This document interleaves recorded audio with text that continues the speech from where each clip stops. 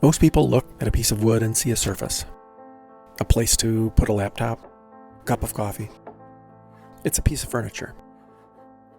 But this is a biological rarity. It's the stone walnut, a genetic hybrid that doesn't reproduce in the wild. It grows with a density and a shimmer that makes standard timber look like cardboard. It is quite literally nature's art. I'm John from Black Walnut Studios.